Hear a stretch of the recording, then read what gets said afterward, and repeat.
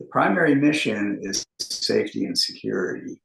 Its mission was not to prove or disprove alien life, Right. but it's also not to exclude that out of hand. Right? We had to incorporate in the series of hypotheses that is a possibility.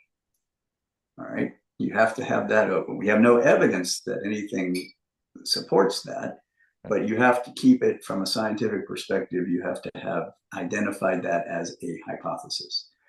So I laid out three main buckets of hypotheses. On the right end of the spectrum, you have the extraterrestrial hypothesis. Yep. On the left end of the spectrum, you have advanced technology from an adversary who's had a breakthrough. And in the middle, you have everything that we know, known objects that just have never been measured, whether they're drones or balloons or birds or whatnot. Right. In the middle, that middle bucket, I designed a calibration campaign that my S&T group went off to on, where we took F-35s and F-22s and Aegis cruisers and ground radars and designed a campaign by which each one of those sensors we would measure these known objects in. Here's what a weather balloon looks like in an F-35 traveling at Mach 1, and all of the data associated with that. So that we'd have signatures empirically measured of all of those known objects, which we didn't have, right? Because those platforms are not designed for those things.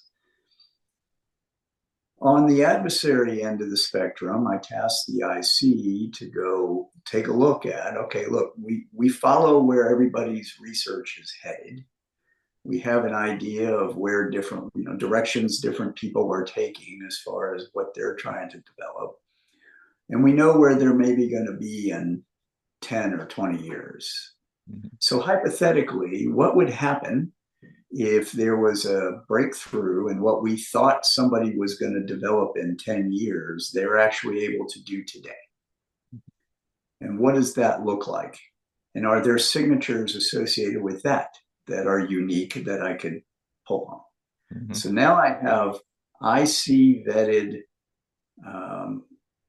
analyses on one end of the spectrum that point to here's where the technology surprises could come from. I have measured stuff in the middle.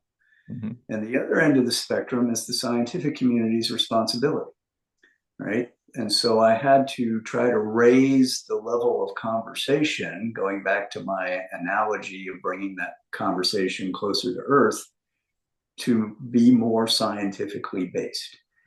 So I had challenged the IC with my NASA partners, or not the IC, the scientific community with my NASA partners to say, hey, we really need to start putting some rigor behind some of these assertions.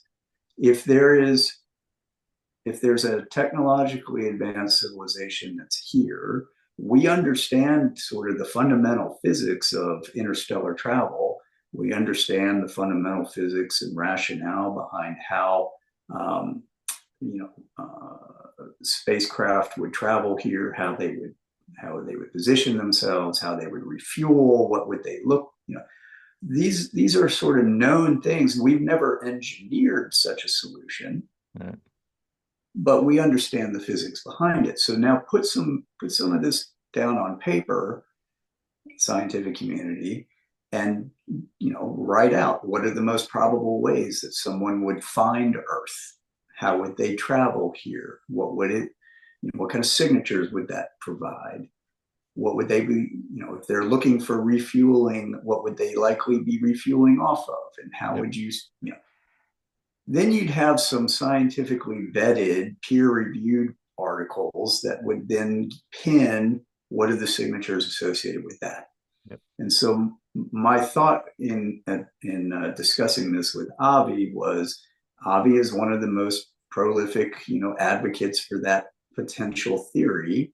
Sure. All right, Avi, let's take some of your hypotheses and put some signatures associated with it. What would we see, so that I have measurables on that entire spectrum of hypotheses, that when an operator brings me data and says, I saw this UAP, here is my aircraft data that's associated with it, we can match that to those 3 bins and figure out which one is it, because that's how the scientific method works, right? Whatever the data supports, that's the hypothesis that is correct. Almost all of the data is in that middle bin, as you might imagine. Sure. Pretty much everything we've seen matches to a signature associated with known objects. There have been a few, and I've said this in the past in hearings, right? There's been a few things that give indications of potential foreign activity. Those are being investigated, and of course, we can't really talk about those. Sure. I've seen nothing, no data that suggests anything on the right end of that spectrum.